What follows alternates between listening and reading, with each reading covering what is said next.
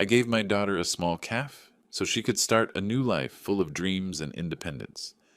But when I arrived, she was crying, forced by her mother-in-law to do the dirtiest work for free while she laughed and took everything. The betrayal by those closest to me hit me like a knife, but I acted quickly, and this injustice will turn into revenge that will change everything, leaving no stone unturned. Before we continue, please subscribe to the channel and write in the comments what time it is where you are now. The bells above morning brew. Calf jingled when I pushed through the glass door. Burnt coffee hit my nose first, then something sour from the kitchen. Wrong, all wrong. Then I saw her, my daughter Delphine, on her knees in the bathroom doorway, door propped open for the whole world to see, scrubbing tile grout with a toothbrush. Her face was red, wet. She wiped at her eyes with the back of one hand, kept scrubbing with the other. Delphine, you missed a spot. Again. The voice came from behind the counter, sharp, sweet as artificial sweetener. A woman in her early 60s sat at the register like it was a throne. Silver hair perfect. Designer glasses on a chain. Aura Foster, my daughter's mother-in-law, in the calf I bought for Delphine 3 months ago with every penny I had. Delphine's head jerked up. Our eyes met. Hers went wide, panicked. Dad! Lemuel! Aura's smile could have sold insurance. What a lovely surprise. We weren't expecting you. We. My jaw tightened. I came to see my daughter. I walked toward Delphine. And her calf? Our calf, dear. Delphine and I are partners now. Aura tilted her head. Didn't she tell you? The toothbrush fell from Delphine's hand, clattered on tile. Hi, Dad. Sorry, I'm just... Her voice cracked. Finishing something. Partners. The word sat in my chest like spoiled meat. I'd spent 35 years as a health inspector. Knew when something was rotting. Travis sat in the corner. Delphine's husband, Aura's son, laptop open, eyes down. He shifted in his seat when I looked at him but didn't speak. One customer in the whole place, an older woman at the window table. She stared into her coffee like it held answers. Let me help you, honey. I reached for the toothbrush. Oh, no, Lemuel. Aura stood, smoothed her skirt. She needs to understand proper cleaning standards. The health inspector was very clear last month. My hand stopped. What health inspector? Aura waved dismissively. Just routine. Delphine had a few oversights. We fixed everything. Her smile widened. Oh, you'd know about that, wouldn't you? Your old profession. The coffee machine hissed behind the counter. Steam rose. I counted to 5. Travis, I turned to my son-in-law. How's work treating you? He barely looked up. Fine, Dad. Busy. He's been such a help here, Aura answered for him. Managing the finances, dealing with suppliers. Someone needs to handle the serious work. I can handle, Delphine started. Sweetheart, we've discussed this. Stick to what you're good at. Aura's voice dripped honey. The baking. Delphine's hands curled into fists. She stood, grabbed a rag, moved to the nearest table, started wiping in circles. Fast circles. I ordered coffee from Aura. Not from my daughter. Had to. She poured it with theatrical precision. Tell me what you think of our blend. I've made some improvements to the sourcing. Our improvements. Every word a tiny knife. The coffee was weak, bitter, wrong temperature. I'd shut down restaurants for less. Delicious, I said. My hand shook when I raised the cup. Coffee sloshed, spilled on the counter. Aura's eyes tracked the movement. Something flickered in her expression. Satisfaction, maybe. She pulled a towel from under the counter, wiped the spill with exaggerated care. No worries, Lemuel. Accidents happen. I wanted to grab that towel, wanted to deep breath, count to 10 this time. The woman at the window table stood, left without finishing her coffee. The bell jangled behind her. I'd love to see the partnership papers, I said, voice steady, casual. Business documents, so boring. Aura laughed. Travis handles all that legal stuff. Isn't that right, honey? Travis nodded, said nothing. 35 years I'd inspected restaurants. Watched owners lie, watched them squirm, watched them try every trick in the book. I knew guilt. I knew deception. I knew when I was looking at both. Well, I set down my cup. I should let you ladies get back to work. Oh, we're always working, Aura beamed. Running a successful business takes constant attention. Constant. But that's what family does, right? We support each other. I looked at Delphine. She stood at the far table, rag in hand, staring at nothing. Right, I said. The bells jangled when I left, gentler this time, or maybe my ears were ringing too loud to tell. I drove home. 20 minutes through Portland traffic, mind racing, hands tight on the wheel. Around 7, my doorbell rang. Delphine stood in my apartment hallway, eyes red. She walked in without speaking, sat on my couch, pulled her knees to her chest. I told her I was picking up supplies, she whispered. I sat beside her, waited. The dam broke. Dad, I'm so sorry. Tears streamed down her face. I didn't want to tell you. I was ashamed. Ashamed of what? She said she'd help with startup costs. Said it was a family investment. Made it sound so generous. Her words tumbled out, fast, desperate. Then the papers. There was so much legal language. Travis said it was normal. He promised it was just to protect everyone.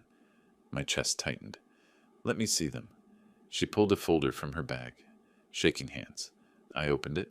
Partnership agreement. Page 1 looked standard. Page 3 made my stomach turn. Page 7. She owns 51%, Delphine sobbed. The lawyer said I can't. Forget what the lawyer said. My voice came out cold, flat. I'll fix this. Dad, she's got money. Connections. And I... Delphine. I took her hands. Look at me. She did. I spent 35 years closing down restaurants that broke the rules. I squeezed her hands. I'll fix this. Fast. She left after 10, sneaking back like a teenager breaking curfew. I sat in the dark. The partnership documents lay on my coffee table. 51 pages of legal theft. My eyes drifted to the shelf. Between my vintage sanitation posters, Wash Your Hands, Save Lives, from 1952, sat a small leather wallet. I hadn't opened it in 3 years. My hand reached almost by itself. Inside, my old ID badge. Senior Health Inspector, Oregon Health Authority. The photo showed a younger me, more hair, less gray, same eyes that had shut down 43 restaurants in my career. I ran my thumb over the embossed seal. A smile crept across my face, not a nice smile. The badge sat on my nightstand when I woke. Habit kicked in, early mornings, decades of them. 6 a.m. sharp, I showered, dressed carefully, khakis, button-down shirt, comfortable shoes, inspector casual. Muscle memory is funny, hadn't worn this combination in 3 years. My reflection showed someone different from yesterday's shocked father. This man had a plan. The caf opened at 7. I got there at 7:30. Delphine stood behind the counter alone, dark circles under her eyes. She jumped when the bell rang. Dad, what are you... Black coffee, please. I spoke loud enough for the 2 customers at separate tables. And one of those cinnamon rolls. Her eyes flickered, understanding. Right. Yes. 1 coffee, 1 roll. Coming up. I took the corner table, unfolded the Oregonian, glanced at headlines I didn't read. My real attention was on operations. The refrigerator door hung open. 20 seconds. 30. Temperature abuse. Delphine grabbed milk, closed it finally. No thermometer visible on the outside. Red flag. Dairy products sat near the prep area, too close to where she'd just cut vegetables. Cross-contamination risk. No date stickers on opened containers. Violation of OAR 333-50-0. Her phone sat on the prep counter. Contamination vector. I'd seen enough in 10 minutes to cite 5 violations. My coffee arrived. I thanked her. She hurried away. 35 years I'd done this. The same way a carpenter sees load-bearing walls, I saw health code violations. Automatic, unavoidable. Lemuel, becoming a regular already? Aura appeared from the back. Fresh makeup, fresh smile. She pulled out the chair across from me. Uninvited. See, I told Delphine. Good coffee sells itself. The place seems different from last time. I sipped my coffee. Still weak. Still wrong temperature. New systems? Oh, absolutely. Aura leaned forward, eager. I've implemented several efficiency measures. Reduced waste, optimized inventory, streamlined operations. Small businesses fail because of overspending on unnecessary things. Such as? Premium dairy, for one. The generic brand is half the price. Her eyes glittered. Customers can't tell the difference. Optimize. Corporate speak for cheap out. I'd shut down a restaurant for serving expired milk once. Apparently, in Aura's world, expired was just another optimization opportunity. Mental note, check the walk-in fridge date labels, if they existed. Smart, I said. Thank you. Travis and I have been reviewing every expense line. He's got such a head for numbers. Travis arrived then, nodded at me, sat at his usual corner table, headphones on before his laptop even opened. The morning rush started. 3 customers became 5. Delphine moved between counter and tables. Aura stayed planted at the register. No, no, no. Aura's voice cut through the caf. Buzz. She crossed to where Delphine wiped a table. Circular motions. Watch. She grabbed the cloth from Delphine's hand. Demonstrated. Slow, deliberate, like teaching a child. See? No streaks. It's not complicated. I was doing it that way. Were you? Because 3 customers mentioned streaky tables yesterday. 3. Do you know what that does to our reputation? 2 customers at nearby tables shifted. Uncomfortable. Travis looked up. Mom, maybe... Travis, please. I'm training her. Someone has to. 35 years I'd inspected restaurants. Never once did I check if tables were wiped in circles or straight lines. Know why? Because it doesn't matter. But control matters to people like Aura. Control is the point. Excuse me, I stood. Could I use the bathroom? Of course, Aura beamed. Down the hall. We keep everything very clean. Lemuel would approve, wouldn't you, Lemuel, given your background? I walked past the counter. The bathroom hallway gave me a perfect view of the kitchen pass-through. Cleaning chemicals stored on the shelf next to dry goods. Violation. Mop sink too close to hand-washing sink. Another violation. I took 3 photos with my phone. Quick, subtle. The bathroom itself was clean. Delphine's work, I'd bet. But the hand-washing station had a crack in the sink basin. Minor, but citable. 4 more photos. When I returned, Aura had taken my seat. Literally, she sat in my chair, looking at my newspaper. You know what section I love? She didn't wait for an answer. Business. I read it every morning. Understanding market trends is crucial for success. I'm sure it is. Delphine never reads it. No head for business, that girl. Sweet, but... Aura trailed off. Let the silence finish her sentence. I pulled out my wallet. Left a 20 on the table. Coffee and roll were maybe $6. Keep the change, Delphine. Aura's hand shot out. Took the 20. Smiled at me while she counted it. Pocketed it. How generous. We'll put it toward new equipment. The espresso machine needs repairs. Delphine stood by the counter, staring. I left without looking back. Home. Laptop. 3 hours reviewing Oregon Administrative Rules, Chapter 333. The health code I'd memorized decades ago. Some things had changed. Most hadn't. My notebook filled with violations I'd observed. Temperature control failure, cross-contamination risks, improper date labeling, chemical storage violations, equipment maintenance issues. All minor, individually. Together, different story. Around 6, I called Dewey, DeWitt Clark. 40 years in the health authority. We'd trained together, worked together, closed down the Morrison Street bistro together in 6 hours flat. He picked up on the 3rd ring. Lem Patterson, 3 years retired, and suddenly calling about health code violations. What's the occasion? Can't an old friend check in? His laugh barked through the phone. You never checked in once in 3 years. Spill it. Who screwed up? Hypothetically, I leaned back in my chair. Small calf? New ownership. Several OAR 333-150 violations. Temperature control, date labeling, cross-contamination risks. Hypothetically, his tone shifted. Professional. That's 3 citable offenses. How bad? Bad enough. But the owner's confident. Thinks rules don't apply. Those are always my favorite. Dewey's smile came through the phone. The confident ones. We talked for an hour. About nothing. About everything. About the old days. You know what, Lem? I miss working with you. The department's different now. Younger guys, all about computers and risk assessments. Nobody's got that instinct anymore. That feel for when something's wrong. I pulled open my old filing cabinet, the one I'd kept from my office. 43 years of contacts. Inspectors, supervisors, department heads, people who owed me favors, people I'd trained, people who remembered when Senior Inspector Patterson shut down that bistro in 6 hours flat for flagrant violations. Martinez, Chen, O'Donnell. My finger traced down the pages. Dewey, I said, voice soft. Someone's about to get a refresher course on Oregon Administrative Rules, Chapter 333. Time to see if Ora Foster really understands what business optimization means. I hung up. In the silence of my apartment, I whispered 5 words to the empty room. Welcome to my world, Ora. 2 days after I'd whispered that threat into my empty apartment, I sat at my kitchen table, surrounded by paper. Not just any paper, 35 years of accumulated knowledge. Oregon Administrative Rules, printouts, health code violation checklists, complaint form templates. My coffee had gone cold. Hadn't noticed.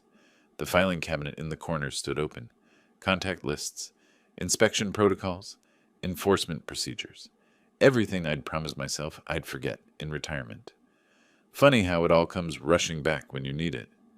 I pulled up the Oregon Health Authority's website. Official complaint form right there in the public portal. Simple, clean, bureaucratic. But I didn't just fill it out. I crafted it. Every word chosen to trigger red flags. Multiple violations observed. Cross-contamination risks.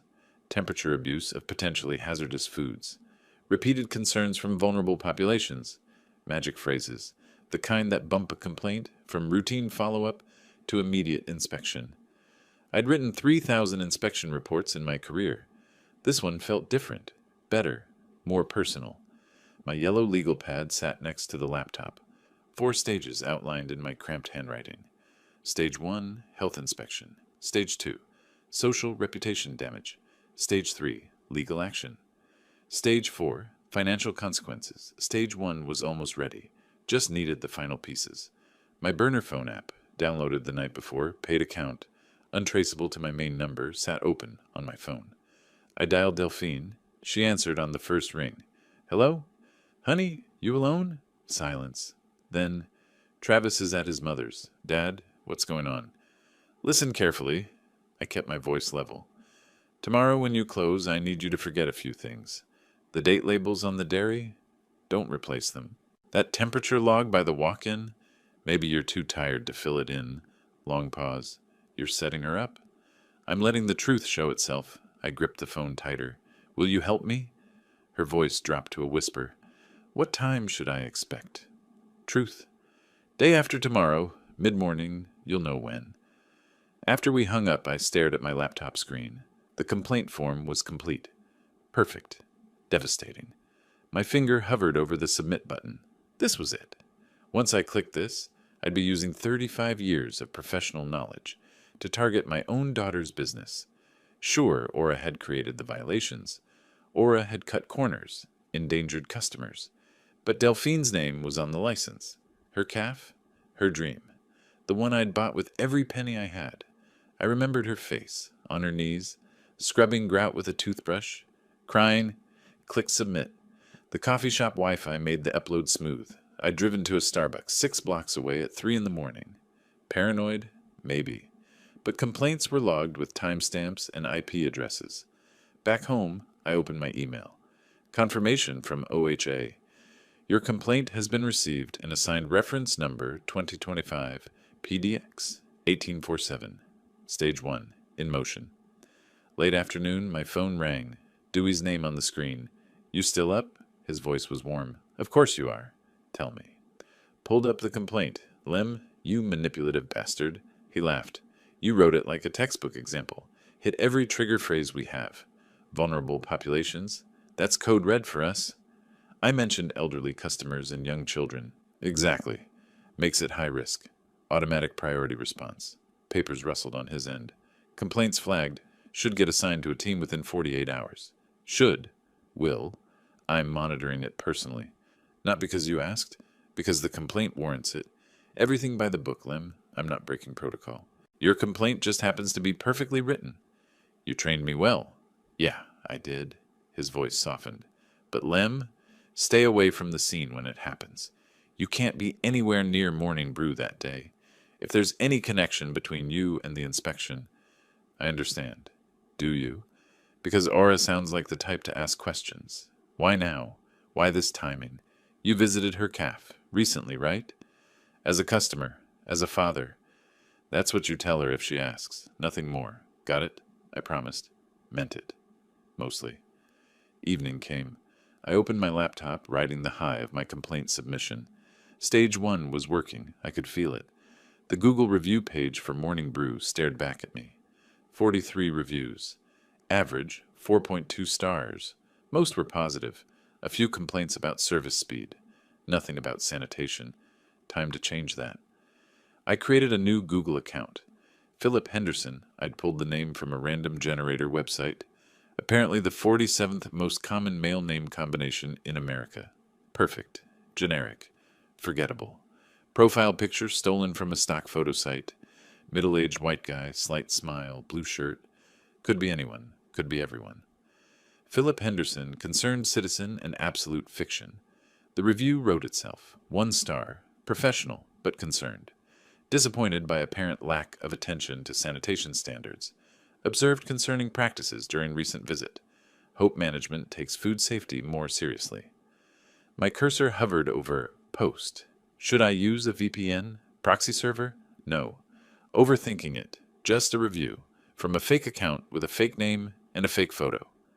Clicked post. 11:47 p.m. The review appeared instantly. I leaned back, satisfied. 2 strategic strikes in one day. The complaint, official and devastating. The review, public and damaging. 35 years I'd filed inspection reports.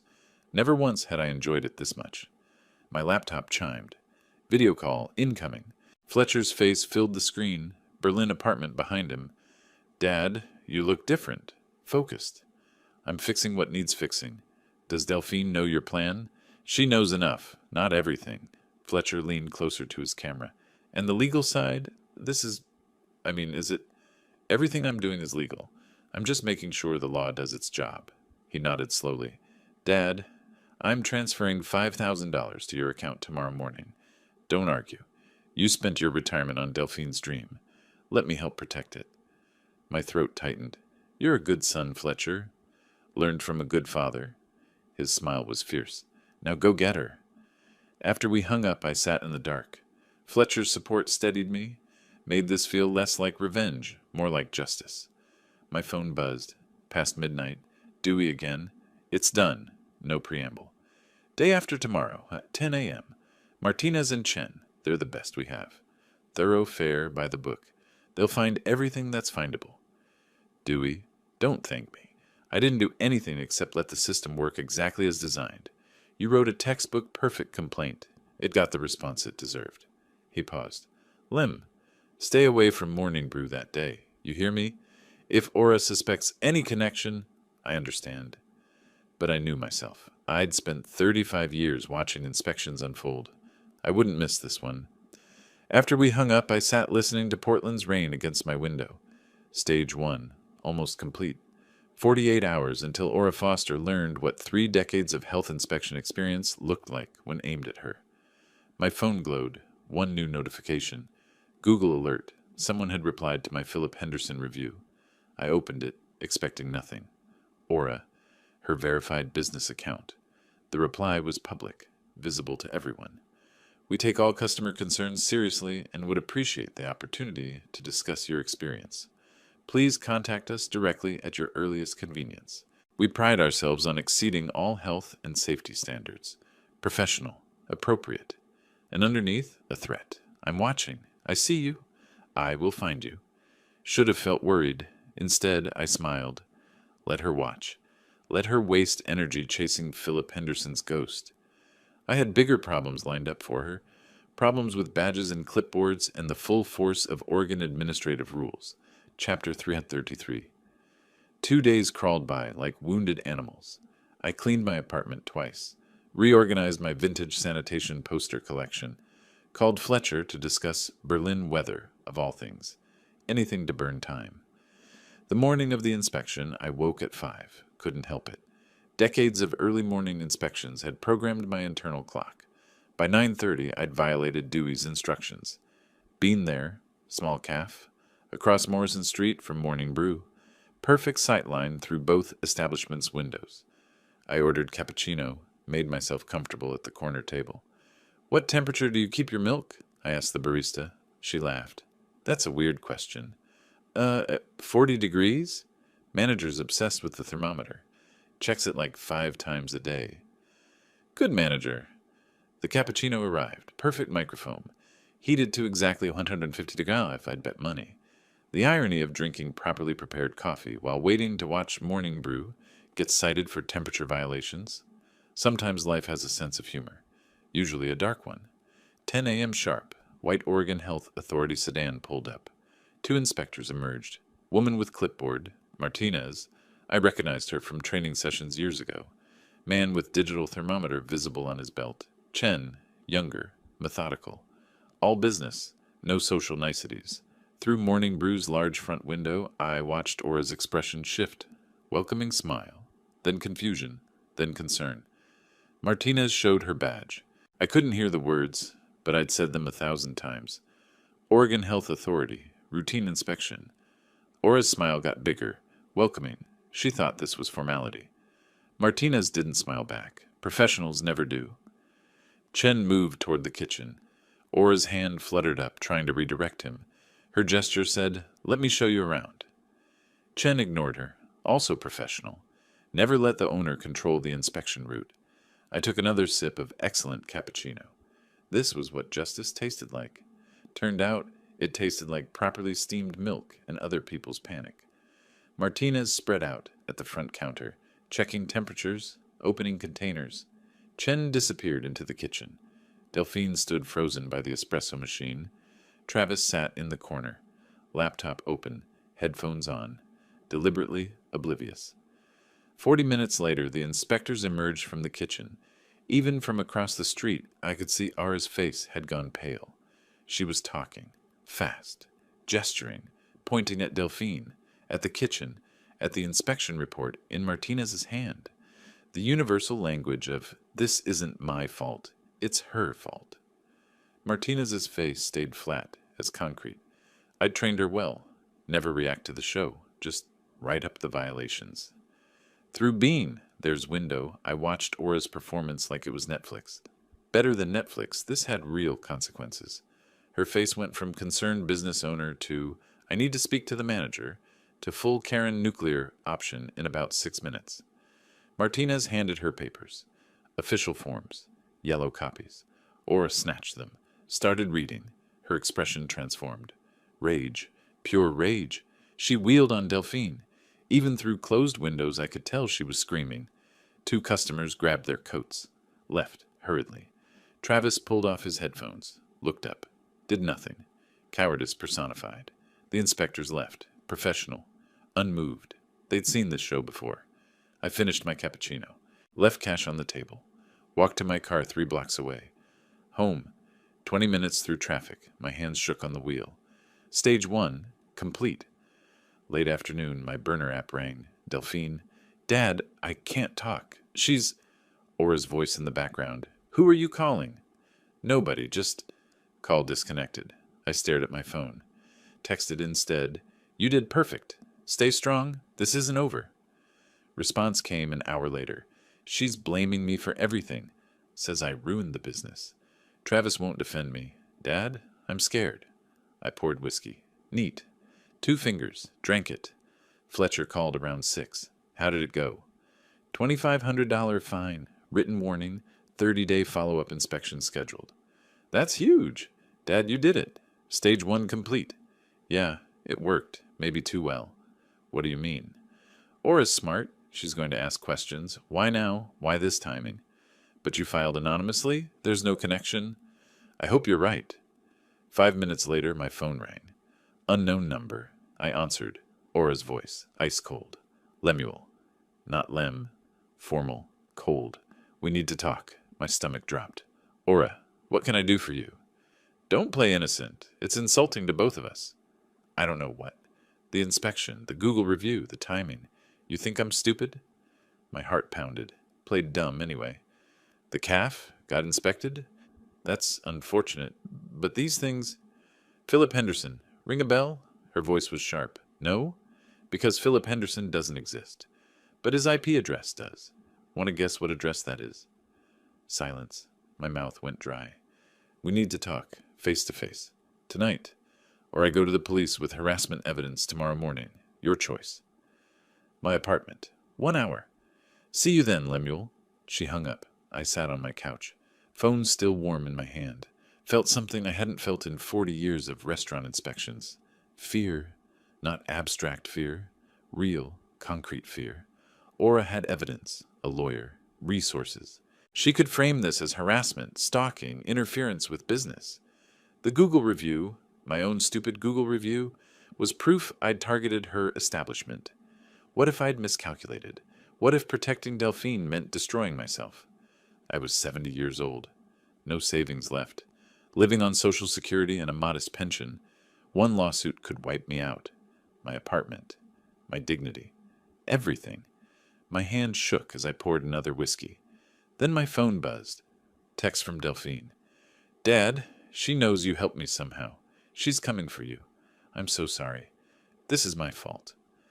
I read it 3 times. My fault, she said. No. I drank the whiskey. Put the glass down hard enough to crack it. This was Aura's fault. She'd stolen from my daughter, humiliated her, turned her dream into a nightmare. I didn't start this war. I just wasn't going to lose it. 20 minutes until Aura arrived. I paced between kitchen and living room, wearing a path in my cheap carpet. I pulled out the partnership documents. 51 pages. 51 pages of legal theft. My phone buzzed. Text from unknown number. I'm parking. Bring coffee. This will take a while. Oh, the audacity. I didn't make coffee. The knock came exactly 1 hour after her call. Firm. 3 times. Official. I opened the door. Aura stood in my hallway wearing a cream-colored suit and pearls, like she was attending a board meeting. Silver hair perfect. Makeup perfect. Smile sharp enough to cut glass. Behind her stood a man in his 50s. Gray suit, leather briefcase. He extended his hand. Mr. Patterson, I'm Richard Donovan, Ms. Foster's attorney. Thank you for agreeing to meet with us.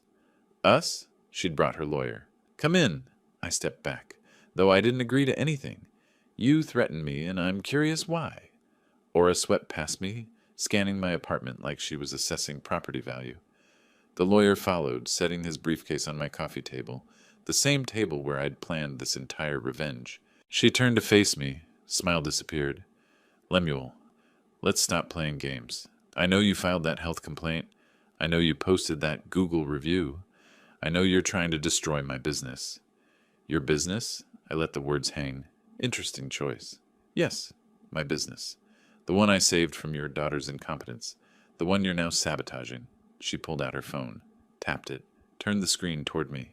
Philip Henderson's review, posted from your IP address, at 11:47 p.m., 2 days before the inspection. Want to explain that? The lawyer opened his briefcase, pulled out papers, placed them on my coffee table with practiced precision. Mr. Patterson, you're looking at a harassment claim, intentional interference with business operations, and defamation. Ms. Foster is prepared to file.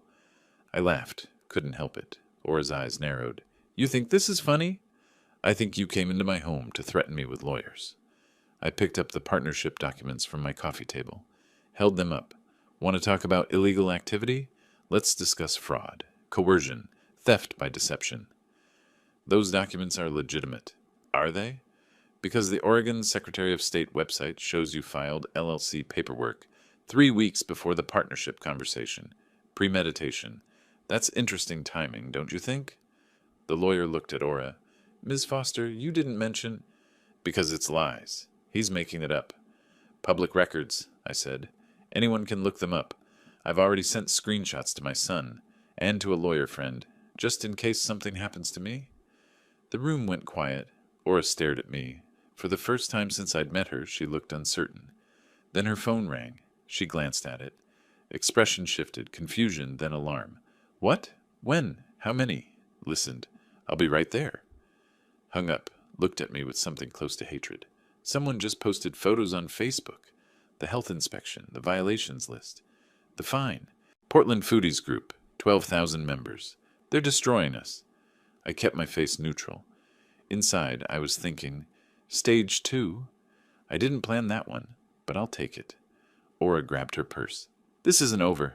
No, I agreed. It's not. But Aura, that Google review, that's the least of your problems. You started a war with someone who spent 35 years shutting down people who broke the rules. I'm just getting started. She left, lawyer scrambling after her. I closed the door, leaned against it. My hands were shaking. Stage 1, complete. Her confidence, shaken. Next move, hers. And I had no idea what it would be. My phone buzzed. Text from unknown number.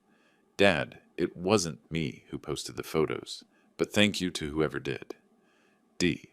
If it wasn't Delphine and it wasn't me, then who? The apartment door closed behind Aura and her lawyer. I stood there, back against it, heart hammering. Stage 1 had worked. The inspection, the fine, the Facebook post going viral.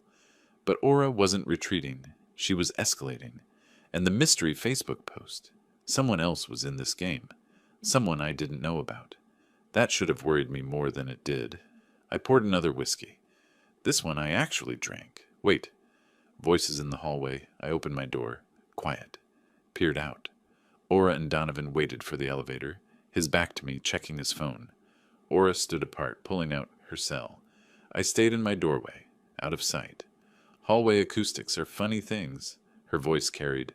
No, don't worry about Patterson. He's made his little health complaint, feeling powerful. But the transfer documents are almost complete. 1 more month and Morning Brew will be entirely mine, legally and permanently. My breath stopped. His daughter signed everything we need. She was so desperate to save the partnership. Stupid girl doesn't realize she signed away full ownership. 51% was just the first step. The elevator dinged. Aura continued. By the time he figures it out, it'll be too late to challenge. Yes, send the final papers next week.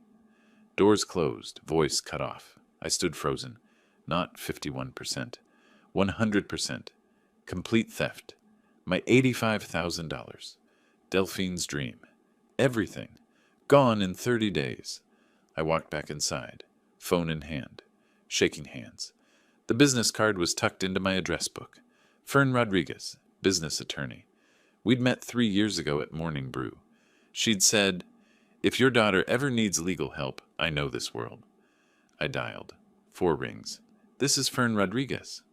"Ms. Rodriguez, Lemuel Patterson. We met at my daughter's café 3 years ago. I need an emergency meeting. My daughter is being defrauded, and we have approximately 30 days to stop it." Pause. "The café? With the excellent cinnamon rolls?" "Yes." "What kind of fraud?" "The kind where someone steals a business through forged partnership documents. The kind that's almost complete." Long pause. "Mr. Patterson, I can meet you tomorrow morning, 8 a.m. My office downtown. Bring every document you have. I'll be there. If this is what you say it is, we have very limited time. Oregon has strict statutes on partnership agreements. Once documents are filed and processed, they're extremely difficult to challenge." "I understand. Do you?" "Because proving fraud requires substantial evidence. Do you have that?" I thought about Delphine's texts, the business records, the health inspection, and the phone call I'd just overheard. No recording, just my word, worthless in court. "I have some evidence, and 30 days to get more." "Then that's what we'll do. 8 a.m. tomorrow." She hung up. I looked at my apartment. Documents everywhere. My kitchen table looked like a conspiracy theorist's workspace. Stage 1 had worked. Aura had been fined, embarrassed, exposed. I thought that was enough. Wrong. She wasn't backing down. She was going nuclear. My phone buzzed. Text from Delphine. "Dad, are you okay? Travis said his mother is furious. What happened?" What happened? I'd started a war I might not win. I typed, "Meeting with a lawyer tomorrow morning. Things are going to get worse before they get better. Trust me." "Can you do that?" 3 dots. Then, "I trust you. Always." I stared at those 2 words. Always. I opened my laptop, created a new document, evidence log or a Foster fraud case. Started typing. Date, time, location, what I'd overheard, verbatim quotes. It wasn't much, but it was a start. Stage 2 was about to begin. This time it wasn't about health inspections and online reviews. This time it was about the law. And in that arena, I wasn't the expert. Aura knew that. That's why she'd brought a lawyer to threaten me. She'd been 1 step ahead. I needed to catch up. Fast. 8 a.m. came too fast and too slow. I'd spent the night organizing evidence, printed texts, screenshot business records, timeline, notes from the overheard conversation. By dawn, my kitchen table looked like a crime scene. Fern Rodriguez's office was downtown, converted warehouse, exposed brick, modern glass. Her name on brass plate on the third floor. Rodriguez and Associates, business law. I knocked at 7:53 a.m. She opened the door herself, coffee in hand, already reviewing documents on her laptop. "Mr. Patterson, you're early. Good." Her conference room smelled like expensive coffee and desperation, mostly the coffee. My desperation was free. She spread the partnership documents across the table, like a forensic investigator displaying murder evidence, which, legally speaking, this kind of was. "These are thorough." Fern's tone was neutral, professional.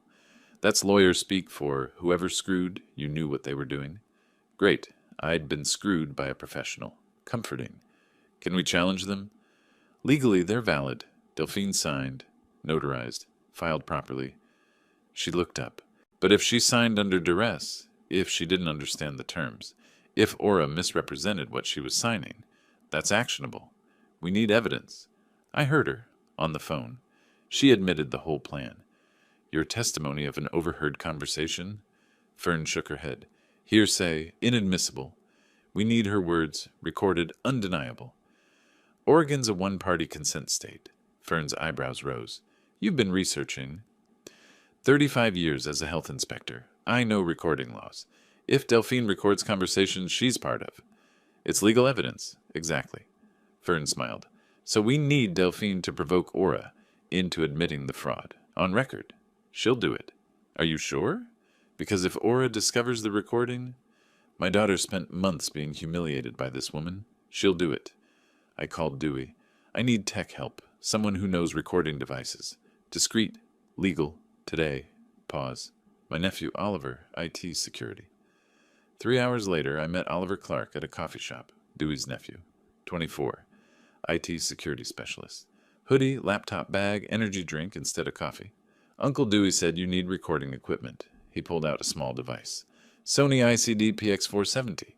Looks like a calf. Order tracker, right? Clips to an apron. 44 hours recording time, voice activated." I took it. "And it's legal?" "Oregon's a one-party consent state. If she's participating, she can record it. Totally legal." "What if Aura finds it?" Oliver grinned. "Generic looking. Worst case, your daughter says it's for tracking orders." Young people are so easy to please. Give them a chance to explain gadgets, and they'll help you commit legal-adjacent surveillance for free. That afternoon, I opened my laptop. Proton Mail account. Anonymous.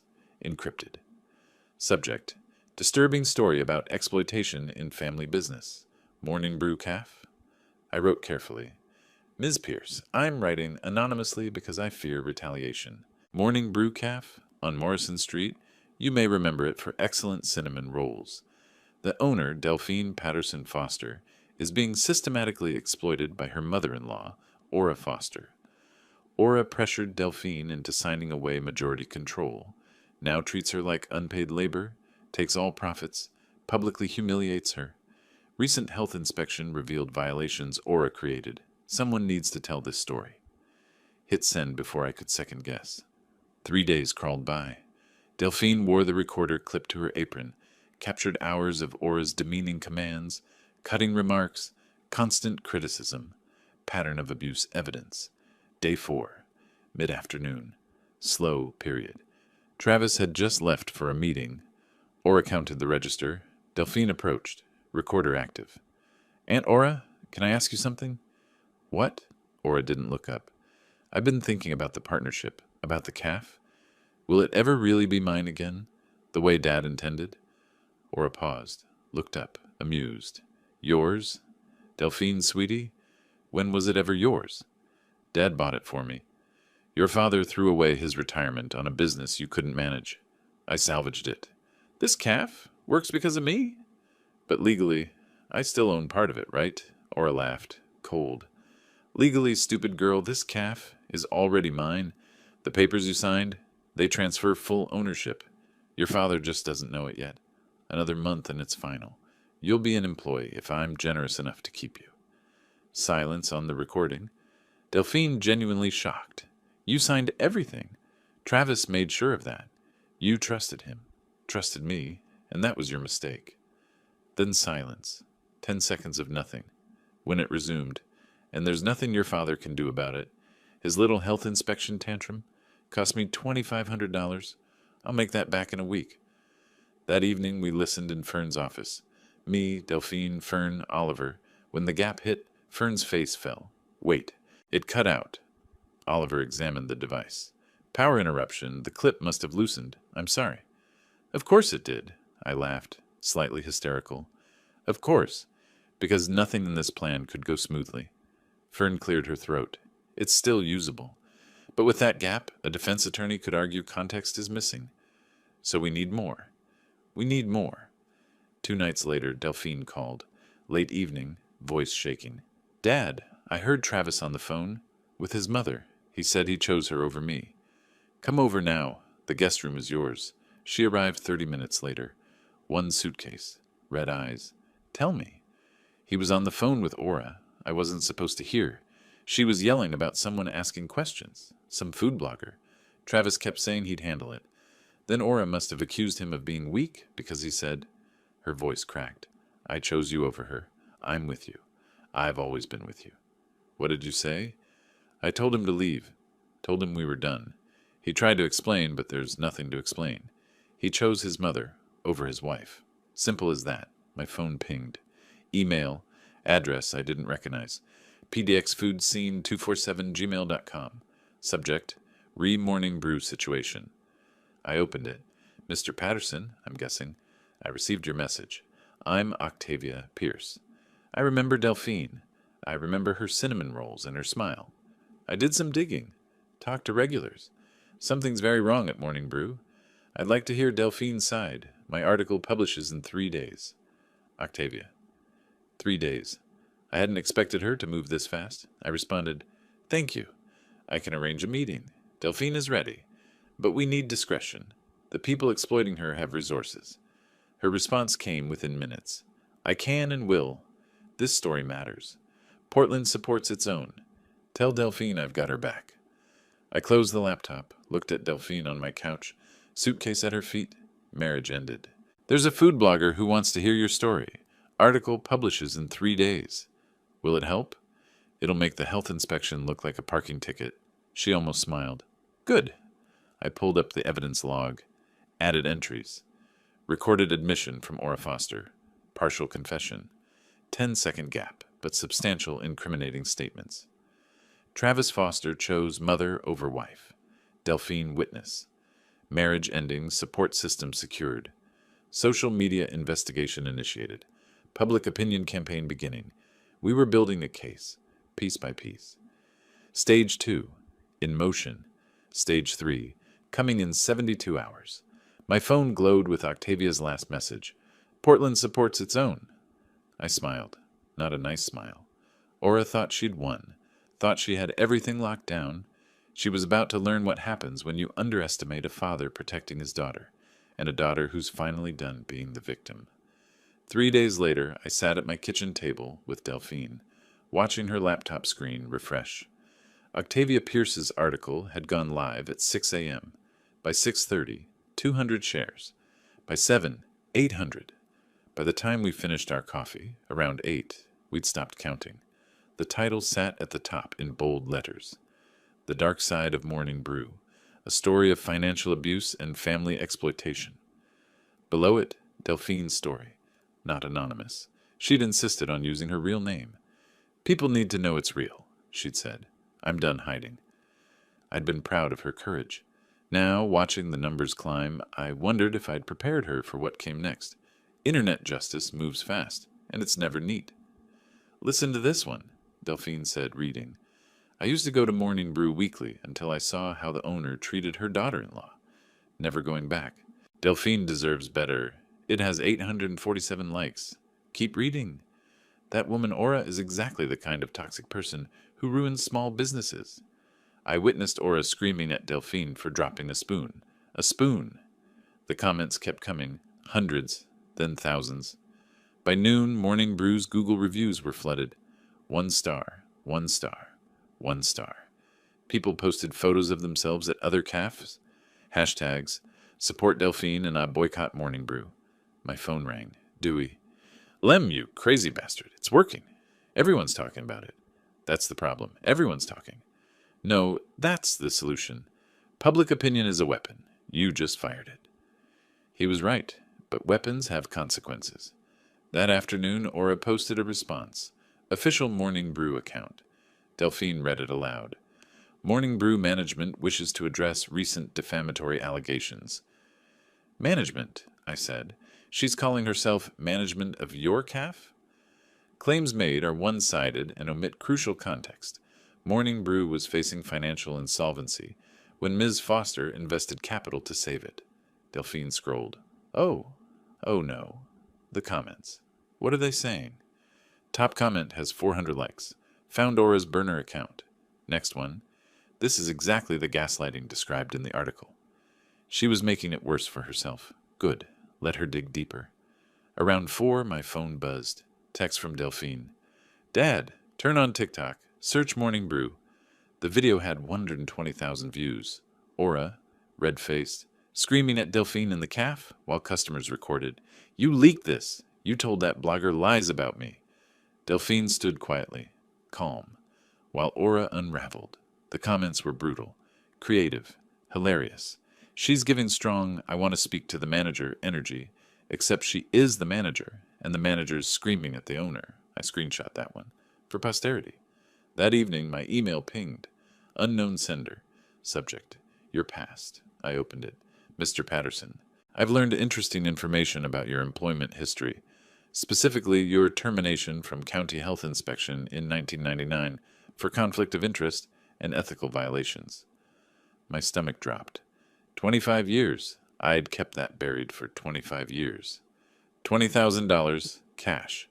Instructions will follow. Or Portland Sentinel receives a full dossier on your fraudulent career. You have 48 hours. Delphine looked up from her laptop.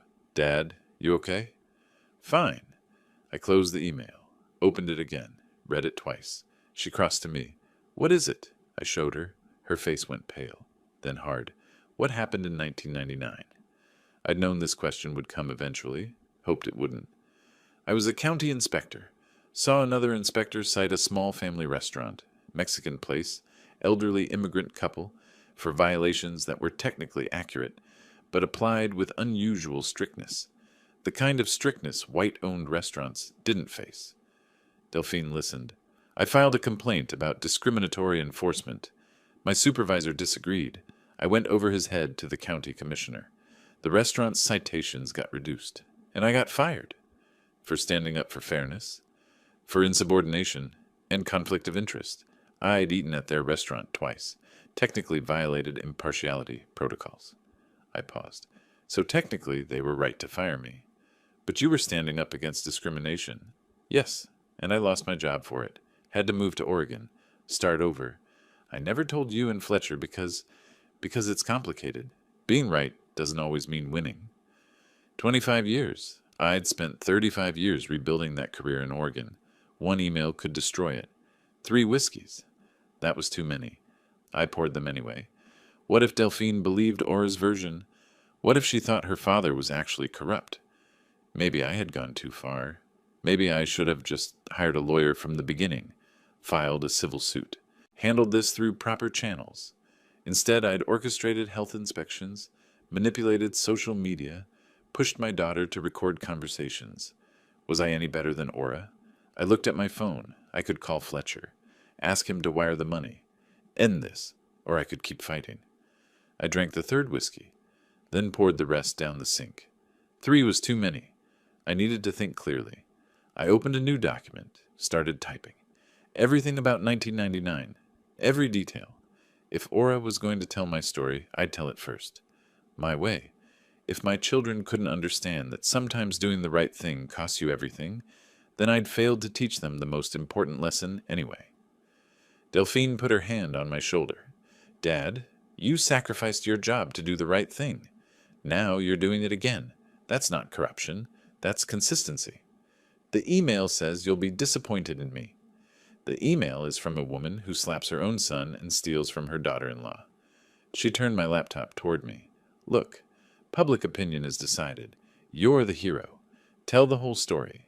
They'll understand. When had she become so strong? Okay, I said. Tomorrow morning I call Portland Sentinel. Tell them everything. My phone buzzed. Text from unknown number. 48 hours starts now. I know you're with Delphine. I know you're planning something. Pay me, or I destroy you both. Oh, not even hiding anymore. I put the phone down, looked at Delphine. Tomorrow morning I'm calling Portland Sentinel and forwarding them this text. Blackmail is a crime in Oregon. She smiled. Fierce. Tomorrow morning. But tonight, let's watch her PR statement get torn apart. I'll make popcorn. We spent the next hour reading comments. Someone had edited the TikTok video to add dramatic music. Someone else created a bad business owner bingo card. For the first time in months, Delphine laughed. Really laughed. At midnight, my laptop pinged. Email from Octavia. Lem, Portland Sentinel contacted me for an interview. They're doing a follow-up piece about systemic elder financial abuse in family businesses. Your fight is becoming a movement. A movement? Christ, I just wanted to save my daughter's calf. I typed back, Octavia, I'm calling Sentinel tomorrow with a story about my own past. Can you connect me with the right reporter? Her response, already done. Marcus Chen. Expect his call at 8 a.m. Portland loves comeback stories, especially ones about standing up to bullies. I closed the laptop. 46 hours until Aura's deadline. 8 hours until Marcus Chen called. 1 week until the lawsuit hit the courts. I turned off the lights. Tomorrow, we'd tell Portland the truth. All of it. And we'd let Aura face the consequences of threatening the wrong man. Morning came with Marcus Chen's phone call at exactly 8 a.m. I'd been awake since 6, rehearsing. How do you explain 25 years of buried history without sounding defensive? Turns out, you just tell the truth. Marcus listened for 40 minutes without interrupting. When I finished, including Aura's blackmail demand and threatening text, there was silence. Then, Mr. Patterson, this isn't about corruption. This is about someone who sacrificed their career for fairness and is doing it again. Can you forward me that blackmail text? Oregon has strong anti-blackmail statutes. This woman just committed a felony. I forwarded them immediately. By noon, Marcus had written his article. By 2 p.m. it was published. The Inspector's Principles. Lemuel Patterson's 25-year fight for justice. Aura's blackmail attempt had backfired spectacularly. Instead of destroying my credibility, she'd given me a platform to explain exactly why I fought so hard, and she'd committed a crime doing it. The article included quotes from the restaurant owners I'd defended in 1999. Marcus had tracked them down. They were still running their business. Grateful. It included the blackmail texts, with Aura's identity revealed through reporter investigation. Oregon State Bar received complaint about the extortion. By evening, Aura's lawyer, her third, quit. Richard Donovan had left after the confrontation. The second lasted 1 day after learning about the blackmail. The third sent one aggressive cease and desist letter, then withdrew when he read Marcus's article. Ms. Foster, did you send extortion demands? Because if you did, I'm withdrawing immediately. I don't represent criminals.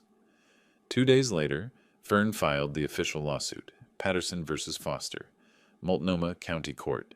Fraud, coercion, theft by deception. Court date, 1 week. That afternoon, I walked past a Bank of America branch, saw Aura at the ATM. She tried to withdraw cash. Screen said, transaction denied. Limit exceeded. She tried again. Denied. Again. Denied. Her hands shook. She leaned her forehead against the machine. Her shoulders shook.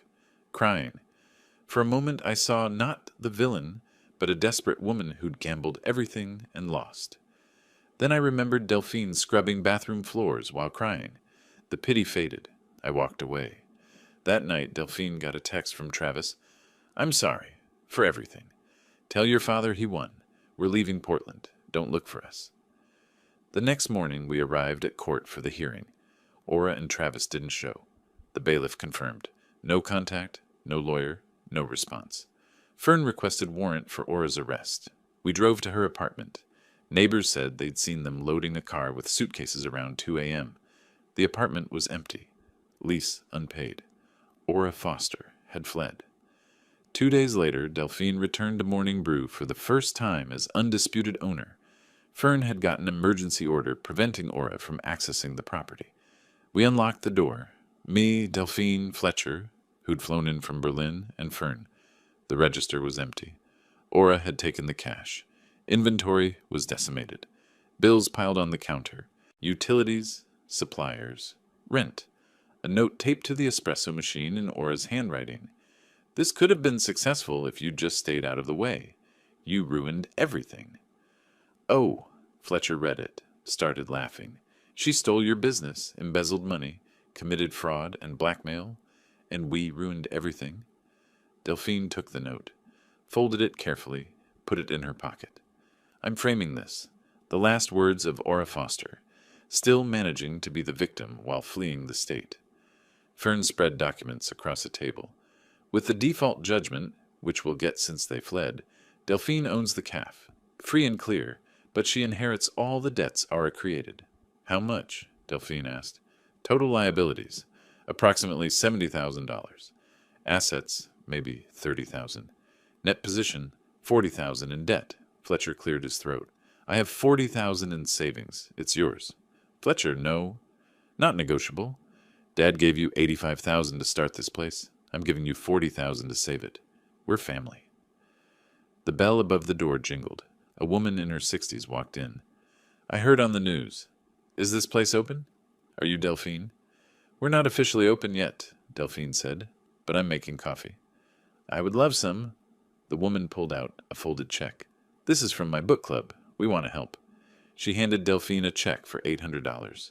More people started arriving, some wanting coffee, most bringing donations, flowers, gift cards, checks, cash. One man brought a toolbox. I'm a plumber. Heard you might need repairs. No charge. By noon, we'd collected $6,000. By evening, $12,000. Volunteers scrubbing floors, painting walls, fixing hinges. Fletcher posted photos to Instagram. Morning Brew is rising from the ashes. Community support is incredible. 2,000 likes. That night, back at my apartment, I poured one whiskey. Celebratory. Delphine was asleep on my couch, exhausted but smiling.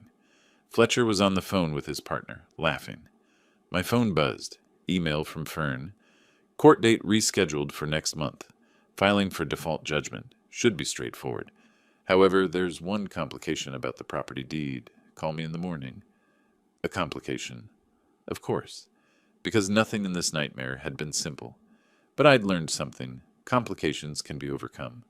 Villains can be defeated. Justice sometimes actually wins. And family, real family, is worth any price. I closed the laptop, drank the whiskey, turned off the lights. 1 month until the court date. 1 month until this nightmare was officially over. Unless Fern's complication turned out to be another battle. I'd find out tomorrow. Tonight, I was going to sleep well. Because my daughter was safe. Her business was saved. And Aura Foster was gone. That was enough. The complication turned out to be simple and devastating. Aura had cleaned out the caf's register before fleeing. $15,000. Community donations deposited as cash. Money Delphine needed for suppliers. Security footage showed her entering at 1 a.m. She still had keys. Theft. Stupid, desperate theft. I filed the police report at 8 a.m. Detective Morrison was unsurprised. Fleeing suspects grab whatever liquid assets they can. We've issued warrants. Warrants don't pay suppliers. By noon, I had a lead. Dewey called. You sitting down? My buddy at PDX Airport Security ran the names. Aura Foster bought a one-way ticket to Las Vegas yesterday morning. Southwest, departed 6 p.m. Travis was on the same flight. Las Vegas, of course, the city where desperate people gamble their last dollars, hoping for miracles. We flew out the next day. Me, Fletcher, Delphine. Detective Morrison provided Aura's credit card trail. Motel 6, East Tropicana Avenue. 2 miles from the Strip, not the glamorous casino hotels. The kind of place where people hide when they've run out of everything. We arrived mid-afternoon. Nevada heat hit like a wall. 105 degrees, merciless. The motel was sun-bleached pink stucco, cracked asphalt. Aura's rental car sat in spot 47. Room 128, ground floor, curtains drawn. I knocked. Silence. Knocked again. Aura, it's Lemuel Patterson. We need to talk. Long pause. The curtain shifted, someone looking out. Finally, the door cracked. Chains still on. Travis's face appeared. Unshaven, dark circles, looking 10 years older than 3 days ago. She doesn't want to talk to you. I don't care. Open the door or I call Las Vegas police. Your choice. The door closed. Chain rattled. Opened fully. The room smelled like stale cigarettes. 2 unmade beds, empty wine bottles, fast food wrappers scattered. Aura sat on the far bed, back against the headboard. Yesterday's clothes. Her silver hair unwashed, tangled. No makeup. She looked small, defeated. Nothing like the woman who'd swept into my apartment with her lawyer. She didn't look up when we entered. You stole $15,000 from my daughter's calf before you ran, I said. Money community members donated. That's a new low. Silence. Why Las Vegas? I continued. Did you really think you could gamble your way out? Aura's voice came flat. I don't know what I thought. That maybe I'd win. That maybe I'd have money to pay you back. Make it right by stealing another $15,000 on your way out. I panicked. I needed cash. The cards were maxed. I just grabbed what I could. Delphine stepped forward. That was money people donated to help me. Community members who gave out of kindness. Aura finally looked up, eyes red. I know what it was. Do you want to know why? Aura said quietly. Why I did all of it. Greed, I said. She shook her head. When my boutique went bankrupt 10 years ago, I lost everything. Not just money. My friends, my reputation, my place in the world. I was someone. Then, nothing. Just a broke old woman with failed dreams. She looked at Delphine. When you got that calf, I saw an opportunity. Not just to make money, to be someone again, to matter. I started with genuine help, but then I realized I could have this. I could own it. The calf became my last chance to prove I was still worth something. So you stole my dream to rebuild yours, Delphine said coldly. Yes, that's exactly what I did. Travis stepped forward. Delphi, I know you hate me. I deserve it. But please understand. Don't call me Delphi. Don't blame your mother entirely. You made choices. Every step you chose. I was weak. She's controlled me my whole life. You're 37 years old. You had a choice every day when she made me scrub toilets. When she humiliated me publicly, you could have said no. You chose comfort over courage. You chose her approval over my dignity. Travis started crying. I love you. I still love you. I don't care. I'm filing for divorce. I want you out of my life completely. Delphine, please. We're done. Forever. You don't get redemption. You don't get forgiveness. You get to live with what you did. A knock on the door. Las Vegas PD. I'd called them before we entered. Aura Foster? Aura stood slowly. That's me. You're under arrest on warrants from Portland, Oregon. Felony theft, fraud, and embezzlement. She extended her wrists. Got handcuffed. Looked at me one last time. Did you really need to chase me to Las Vegas? Couldn't you just let me disappear? You stole $15,000 from community donations meant to help my daughter. No, she was let out. You know what the funny part is? I almost respect you. You're as ruthless as I am. You just have better PR. The difference is I fight for my family. You fight for yourself. We stood in the parking lot afterward, watching the police cruiser pull onto Tropicana Avenue. Travis remained by the motel room. Not arrested. No proof he knew about the theft. But destroyed anyway. He looked at Delphine, mouth opening. She turned away, walked to our rental car without looking back. That was the moment of defeat, not the handcuffs. The turn back. Fletcher put his hand on my shoulder. Come on, Dad. Let's take Delphine home. We flew back that night, landed in Portland at 11 p.m., drove through dark streets to Morning Brew. The calf sat empty, temporarily closed sign in the window. I need to see inside, Delphine said. We unlocked the door. The interior smelled stale. Most inventory gone. Aura had taken it when she cleaned the register. Delphine picked up envelopes from the counter. Bills, unpaid suppliers, final notices. Started opening them. Her expression never changed, but I watched the light dim with each envelope. Dad, her voice was small. It's worse than I thought. How bad? She spread bills across the counter. With the stolen money, unpaid suppliers, legal fees, back rent, we owe $23,000. Before we can even think about reopening, Fletcher spoke up. I have the $40,000 I offered. You already loaned money. I can't take more. And $40,000 barely gets us operational. It doesn't cover inventory, staff, insurance. She looked up at me, eyes filling with tears. Dad, I won legally, but I lost everything anyway. Morning Brew is dead. I opened my mouth. Nothing came out. She was right. We'd defeated Aura, gotten justice, but justice doesn't pay bills. Let's go home, I said finally. We'll figure something out tomorrow. Driving away, watching Morning Brew disappear in the rearview mirror, I wondered, what was there to figure out? We'd saved the calf, legally, but destroyed it financially. Maybe Aura had won after all. Back at my apartment at 1 a.m., Delphine went to bed exhausted. Fletcher made tea neither of us drank. Dad, he said after long silence, what do we do now? I didn't have an answer. For the first time in this entire nightmare, I genuinely didn't know. The next morning came too early. My phone buzzed, missed calls, text messages, emails, numbers I didn't recognize. First text, saw the news about Morning Brew. We want to help. Susan R. Second, read about Delphine. Attaching donation, coffee's on us. Portland Foodies Group. More texts, more offers. By the time Delphine woke, my phone had 73 messages. Fletcher's had 42. News of Aura's arrest had made the Portland Mercury, the Sentinel, every food blog, and Portland had decided to do what Portland does best, take care of its own. Octavia Pierce posted at 6 a.m. Morning Brew needs our help. Delphine fought and won legally, but faces $23K debt from Aura's destruction. I'm starting a GoFundMe. Who's with me? Within 2 hours, $8,000. Delphine read messages crying, Dad, listen. We're a commercial kitchen. We'll donate 20 pounds of flour and 10 pounds of butter monthly for 6 months. And this. I'm a licensed electrician. I'll update the wiring free. That's Portland, I said. We take care of our own. Fletcher looked up from his phone. There's a Facebook group, Save Morning Brew. 4,000 members organizing supply drives, volunteer shifts. By end of first week, $31,000. 8,000 more than needed. 6 weeks of renovation followed. Fresh paint from volunteers. New tables donated. Equipment repairs at cost. Delphine's 8-year-old daughter Faye helped paint a mural. Stick figure woman holding a coffee cup like a shield. Mom, the superhero.